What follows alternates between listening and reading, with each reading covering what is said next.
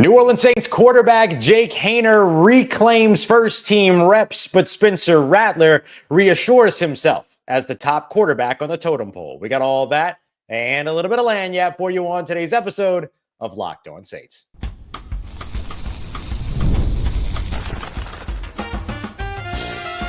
You are Locked On Saints, your daily New Orleans Saints podcast, part of the Locked On Podcast Network, your team every day.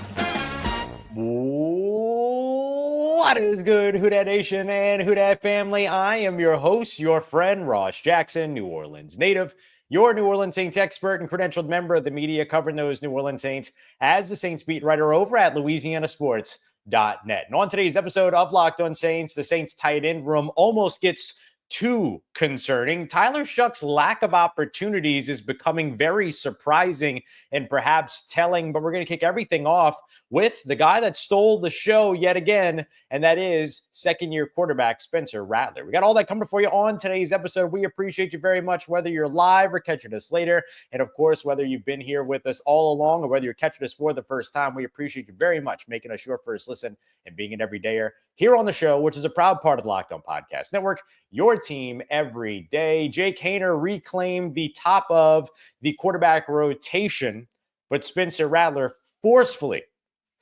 reasserts himself at the top of the pecking order when it comes to the quarterback competition. In our episode from this morning, one of the things that we discussed ahead of day 7 of New Orleans Saints training camp, which was the second day of padded practices, that based on what we saw during the walkthrough, we kind of knew what the walkthrough on Tuesday, we kind of knew what to expect on Wednesday, right? Spencer Rattler, and Jake Haener spending a little bit of time doing sort of those half-speed walkthrough versions of the 2-minute drills kind of let us know that once they got into those 2-minute drill situations and once they got into drilling those sort of end-of-half situations, that those would probably be the first two quarterbacks up to do those and to execute those. And that's exactly what we saw on Wednesday. And I'll say that there were a couple of things that were unique about Wednesday's practice. They started things off with the one-on-ones, both wide receiver and corner. They did some offensive, defensive line one-on-ones. They did some linebacker and safety up against tight end and running back one-on-ones as well. I think that really kind of set the tone and upped the ante, if you will, upped the physicality to begin practice. And I think that carried through all the way. We saw some licks here and there, but we also saw a very charged offensive attack. Spencer Rattler in team drills was perfect up until his final pass of the day. Jake Haener had some really nice throws, and even Tyler Shough had some really nice throws, even though he didn't see a lot of them. We're going to save Tyler Shough for another part of today's show, but I want to focus right now on Spencer Rattler, who looked outstanding, not just throwing the football, but also winning with his legs as well. We saw a zone read keeper that he kept and took around the left edge, ran for what felt like, I think it was about 20 plus yards, gets out of bounds, kind of, starts shaking his head to the audience or nodding his head to the crowd that was there in attendance, and everybody kind of went crazy. And then during the 2-minute drill, during which he went 3 of 4, and they started all the way back on the 35, had a minute 40 to be able to march down the field. He takes the offense down. He ends up getting sacked on a second down, had to walk it back from 2nd and 8 to 3rd and 13 on a loss of 5 yards. And on 3rd and 13, the offensive line parts in front of him and he scrambles for 15 yards. Now, this is something that is a pretty big part of Spencer Rattler's game that we didn't get to see a lot during last year. It's going to be a big part of Tyler Shough's game. It's a big part of what Kellen Moore wants to, is mobility at the quarterback position. Kellen Moore did say that quarterback runs and quarterback run install was a bit of the focus on Wednesday, and we certainly saw that play itself out throughout the day. Tyler Shough with a nice run as well. Kind of got like half of the side of his foot out of bounds, and otherwise that would have been a big run for him because he's got wheels. But then you look at what Spencer Rattler was doing, and it brings me all the way back to a conversation that I had with Spencer Rattler last season. This was after his first 3 starts when Derek Carr had returned, and I did an exclusive one-on-one with him over at LouisianaSports.net, where I wrote about a little bit of his, what the process was like, what his rookie season was like. Because we thought that was probably it in terms of what we saw from him as a starter, because we assumed that Derek Carr would be back for the rest of the season. That, of course, ended up not being the case because of diving in a Giants game. And so we ended up seeing him a little bit more than we expected to later on in the year. But I was speaking with Spencer at that time about what his goals were going into the offseason and what he wants to do coming back for the next year. And one of the things that he told me that he wanted fans to know was that he plans to be, quote, a new guy the next time that fans see him out on the field. And to elaborate on that, he talked about wanting to be able to use his legs more, utilizing his natural abilities. Said it was something he didn't feel like he got to do a lot of last year. He had that 61 rushing yard game against the Tampa Bay Buccaneers, against the Chargers.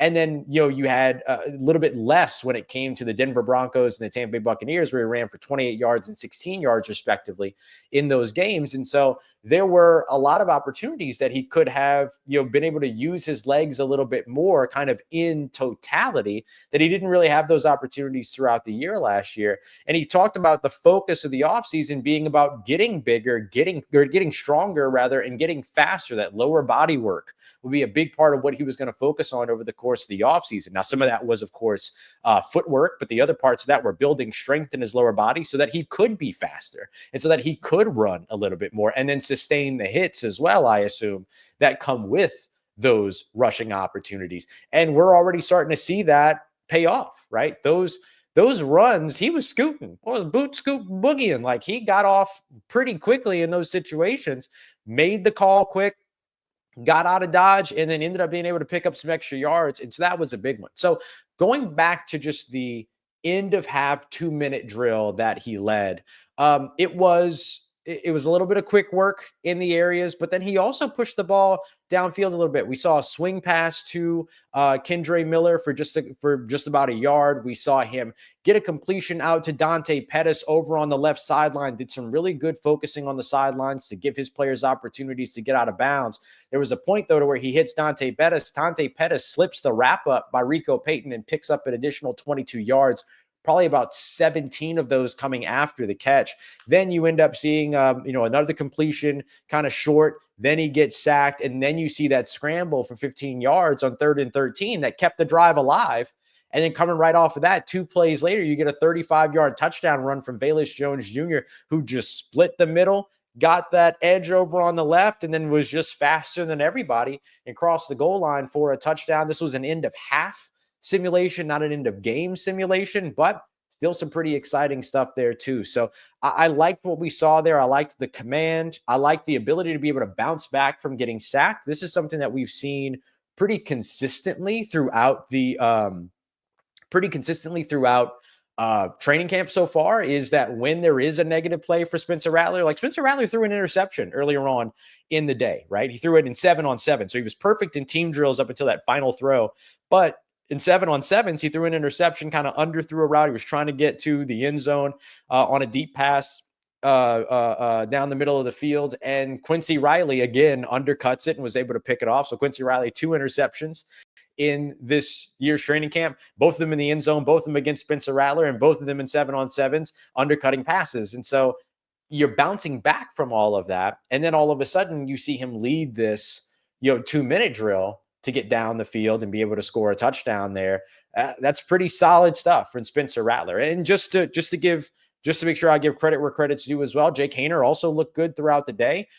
He led a 2-minute drive as well. His came up short, however, getting to the point where it was he had a false start that took them back 5 yards, and he went incomplete on 1st and 15. Had a quick completion for 5 yards to Cedric Wilson Jr. on 2nd and 15, and then had to run up and spike the ball as the clock was running down to 4 seconds. They got Charlie Smith out there to attempt a 63-yard field goal, which was wide right and no good. So you got a scoring drive from Spencer Rattler and a non-scoring drive, but a scoring opportunity from Jake Haener. But look, Jake Haener got first-team reps. Tyler Shough got 3rd-team reps. Spencer Rattler got 2nd-team reps, but this was absolutely Spencer Rattler's day. It feels like anytime that he's out there and he doesn't have first-team reps, he has a really, really good day. It's almost like it makes him mad that he doesn't have first-team reps, but he went 12 of 14 throughout the day if you include 7-on-7s. That included the touchdown and an interception, just going off of what the officials had. And then Jake Haener went 14 of 20. And then Tyler Shough just went 6 of 9. Again, another light day for Tyler Shough. And I think at this point, the lack of opportunity that's going his way is going to start getting concerning. Let's break that down as we continue on next with today's episode of Locked On Saints, part of Locked On Podcast Network, your team every day. This episode is presented by Yahoo Fantasy. Yahoo Fantasy and the football season are right here, ready to get started with you. It's time to fire up the group chat, get your league started, get ready for your draft, and of course, all the overreactions that we live for. You, just like all of your friends, are playing over on Yahoo Fantasy, and you should be too, whether you're a first-timer or you're a veteran making your millionth league. You're going to have everything you need over there with that fantastic Yahoo Fantasy app. The great message boards as well, where the trash talk just hits different, and it gets even better because to celebrate 28 years of fantasy greatness, Yahoo Fantasy is dropping 28 big new features over 28 days, giving you more ways to play, more ways to draft, and more ways to win. And it all begins August 4th. So stay tuned and get started by creating or joining a Yahoo Fantasy Football League today at yahoofantasy.com/lockedonnfl. That's yahoofantasy.com/lockedonnfl. And let's make this fantasy season the best one yet. All right, family, continuing on with today's show, and we're going to be taking a look at Tyler Shough here, who, again, got very few opportunities throughout the day, and this is becoming a little bit of an odd habit for New Orleans, who drafted Tyler Shough at number 40 overall, number 40 overall in the second round. Boy, it would have been real bad if they'd have drafted a number 4 overall and then kept sticking him with the third team here. And so I think that it's an interesting thing to see. I wonder how much Wednesday's rotation had to do with seniority. It was the second practice in pads, second padded practice. It's the first time that they've done any kind of simulated, drives or simulated 2-minute tempo stuff and everything like that. And so do you give your first crack at that to guys like Spencer Rattler and Jake Haener, who have been around longer, or do you just immediately get Tyler Shough ready to go with that? I think you can make the argument either way, but I'm not sure you can convince me that Tyler Shough shouldn't have gotten more opportunities and maybe shouldn't have been able to be a part of the walkthrough, which he wasn't on Tuesday, and then run those 2-minute drills. So we'll be asking some questions about this to kind of figure out where things go with it and all that. I'm not saying that Tyler Shough deserves it because Jake Haener doesn't, but I'm saying Tyler Shough deserves it because Tyler Shough deserves it. Like, you drafted this guy number 40 overall. The plan is to eventually turn things over to him. Like, we talk about this quarterback battle as if it means anything more than who the starter is week 1. But really, whoever the starter is week 1 has to earn week 2, has to earn week 3, has to earn week 4, so on and so forth.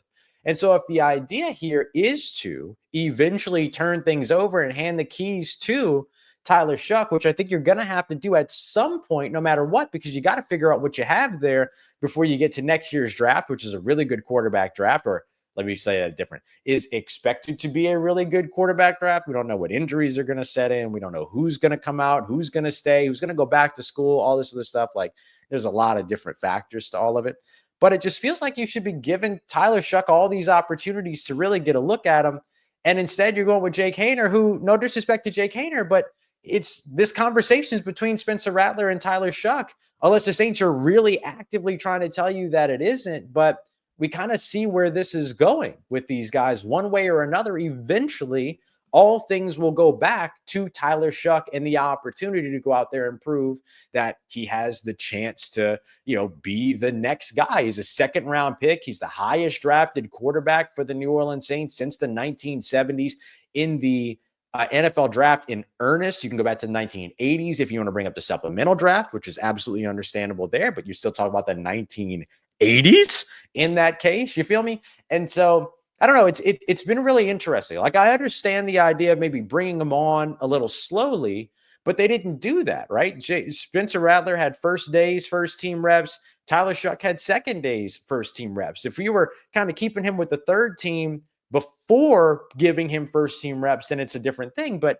if he's getting the first team reps and then all of a sudden now he's living in third team reps, it's really strange. And so I don't know. It just feels like things are either not going the way that they were expected to go, or there's something else afoot that we're just not privy to yet, which is completely understandable. Look, I praised a lot of things that Kellen Moore has done since the moment that he's walked into the New Orleans Saints facility as the head coach. Everything from connecting with the fan base immediately to reuniting this team and its community, to his attention to health, as to player health, as well as the player experience, to his intentionality in building out a schedule and all these other things. Like, I give him all the credit in the world for all that.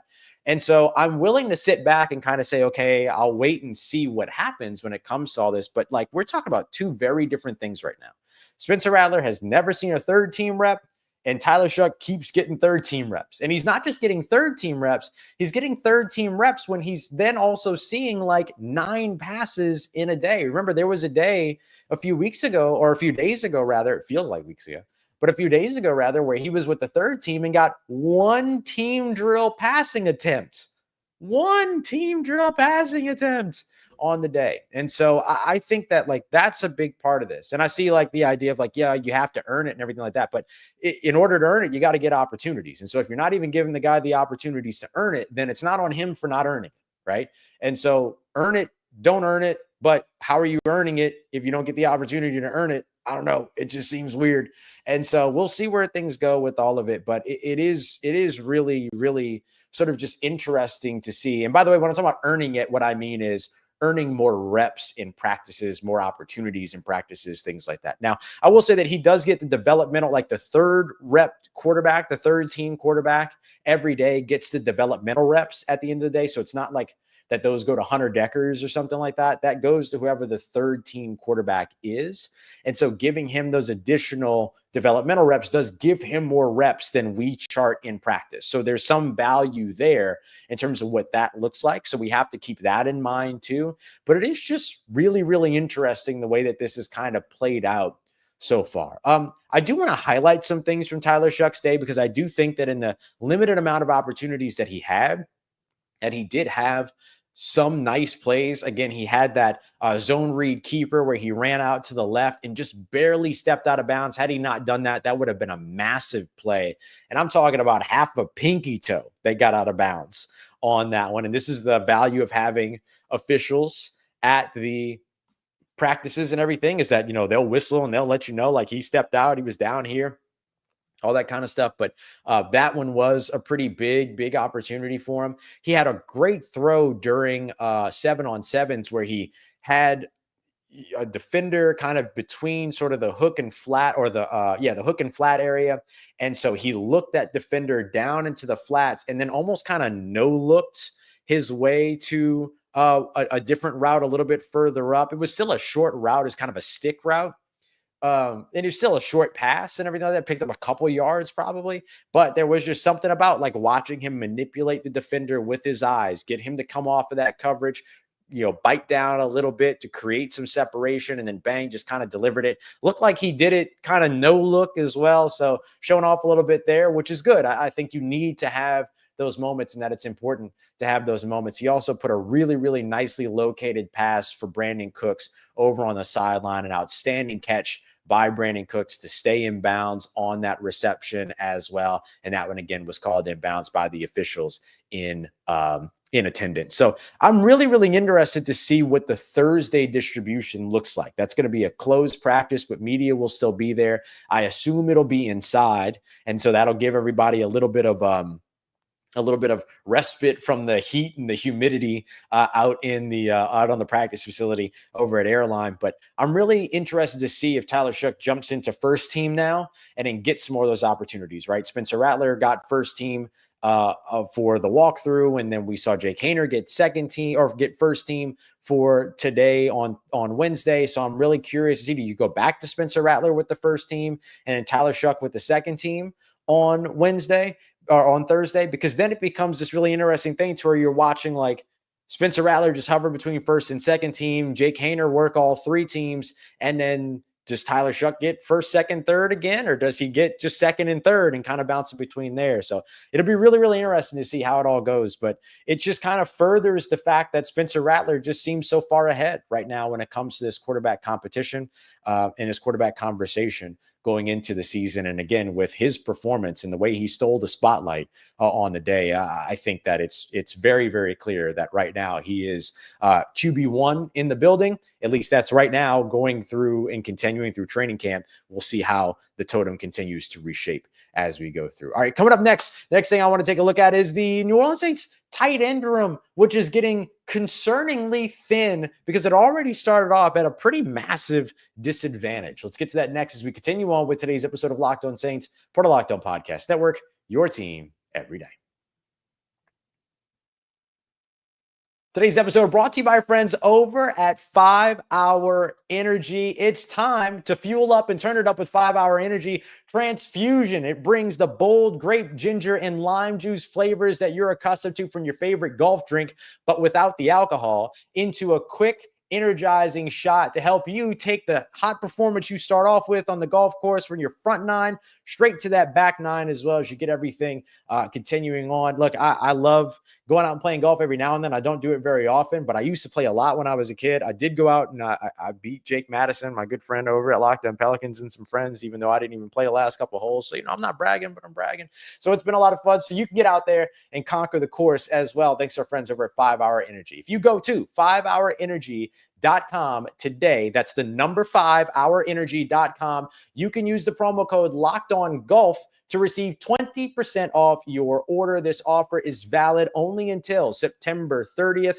on one order and cannot be used with other promotions. This code is not good on subscription orders as well. So whether you're meeting up with your friends, you're trying to turn your 18 holes into 36, get the energizing boost that you need to power through. Order transfusion flavored 5 Hour Energy shots today.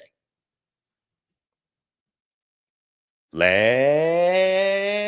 get it, Who Dat Nation. The tight end room is getting a little bit more concerning, even though the Saints did get some good news with one of the rare injuries that we've seen here so far throughout New Orleans Saints training camp. But the tight end room getting a little thinner, even though, or especially considering that it already started off thin to begin with. So don't forget, Taysom Hill, as well as Foster Moreau, both started training camp on physically unable to perform list. For neither of those players is that a shock, right?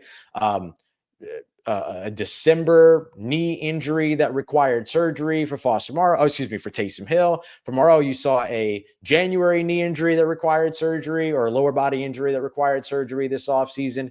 Well, today, Wednesday in camp, we saw Juwan Johnson leave with an injury. We saw Trayton Welsh leave with an injury. And I'm going to be honest with you, I didn't see Michael Jacobson towards the end of camp day either, but we got updates on Juwan Johnson when we got information on Trayton Welsh. And we also saw John Ridgeway, the defensive tackle, leave as well. So what we understand is that for all three of them, they're getting looked at. Feels like it might be a little bit precautionary. We have more detail on Juwan Johnson than the other two guys, but Juwan sounds like he avoided any kind of major injury initially reported by Jordan Schultz, NFL insider, that he would just miss a couple of days. That was confirmed by Nick Underhill over at New Orleans Football, per his sources as well. So sounds like good news for Juwan Johnson. But for the next couple of days, we might not see Juwan out on the field, and we still have to learn what happened with Trayton Welsh. We still have to learn what happened with John Ridgeway III, which doesn't impact the tight end position, but that is an injury in camp. And then, of course, we already are seeing JT Gray missing practices with hamstring injury that's expected to be kind of week to week right now and everything. So the Saints had a really strong 5 days of one injury, and then all of a sudden they started catching up on it, right? 3 injuries on Wednesday. So hopefully they're able to kind of get things back. But look, this is to be expected, right? As you get more physical in camp, you're going to end up with more bumps and bruises and everything like that. So if they're bumps and bruise types injuries, as opposed to soft tissue injuries like JT Gray's is a hamstring injury, so that's a different situation. That's probably why you're going to take your time with that, because with hamstrings, it's always a matter of what, not it, or when, not if. And so I think that we'll start to see everything get back. But I'm real curious about this tight end room. Because for the next few days, if you're without Trayton Welsh, if you're without Juwan Johnson, you're already going to be without Foster Moreau. You're already going to be without Taysom Hill. You've got guys like Jack Stoll, potentially Michael Jacobson, who's had a strong camp so far, and then Moliki Mataval, who's struggled in camp so far.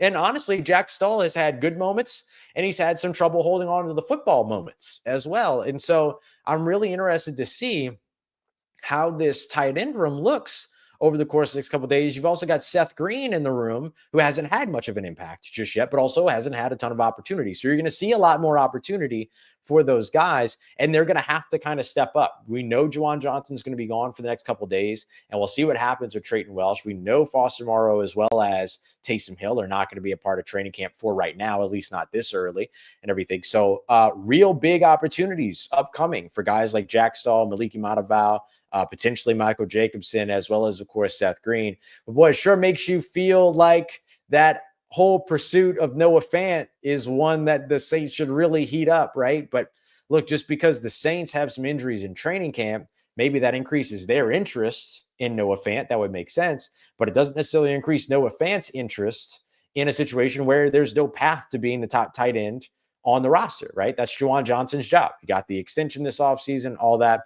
And so Noah Fant has now visited with the Saints, the Bengals, and most recently with the Miami Dolphins, with the Miami Dolphins being the team that has the most immediate kind of top role available out of those three teams. And so there's all that. So like the Saints walked in to this training camp with like eight tight ends on the roster. And right now they're down 4, potentially 5. And so they got to get things figured out in terms of what that position group is going to look like. So that's the really, really challenging part for them as they move forward with these injuries. All right, a couple other news and notes for you as we go through. The Saints did have a transaction. So remember, they moved on from Josh Ball, the veteran versatile offensive lineman that was kind of, deep in the rotation for the offensive line, kind of third team rotation guy. Well, they moved on from him and they brought in another offensive lineman, this time offensive tackle Jonathan Mendoza, who's a rookie, was with Louisville last year, played both right and left tackle for the team's most starts. Was the time he was starting at right tackle. And so he played and protected Tyler Shough throughout that. Before he was at Louisville, though, he was at Yale, so he was with Mason Tipton.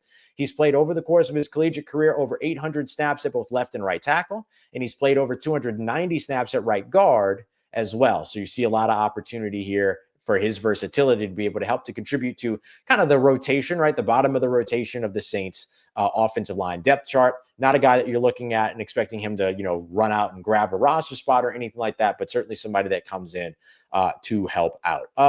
JT Gray still missing for today. That's not surprising. We were told that he was going to be week to week, but in the safety room, we're seeing Julian Blackmon already take kind of a commanding hold of first team reps. We saw it all through walkthroughs on Tuesday. We saw it all through the practice on Wednesday. We'll see if he's able to carry it through, but him, Jordan Howden, as well as Jonas Sanker are going to be the three guys that are kind of competing most, I guess, fervishly for that role next to Justin Reed. But right now, it sure looks like Julian Blackmon has really kind of at least settled in, right? He got a temporary residence over at the spot. He on a short-term lease at the moment, but it can turn into a long-term ownership if he plays his cards right. Let's take a look at the field goal kickers as we wrap up. We thought this was going to be a competition. There's not much competition here. Blake Grupe is 14 of 15 so far throughout camp. He's been outstanding, including hitting a 51-yarder. Charlie Smith has struggled. He was 5 of 10 coming into Wednesday. Ended up doing better in his field goal reps, so going 4 for 5 in those that were planned. His miss came from 49 yards. He missed that 63-yarder during the 2-minute drills. Not a big surprise there. 63-yarders don't typically go in. And then he hit an extra point after the Spencer Rattler led 2-minute drill touchdown as well. So that finished up his day at 5 of 7. So he's now 10 of 17 throughout camp, with Blake Grupe at 14 of 15. So there you go. There's everything you need to know from Wednesday's very exciting, very physical, and a lot of chunk plays, explosive plays, all that practice. Quincy Riley getting his interception.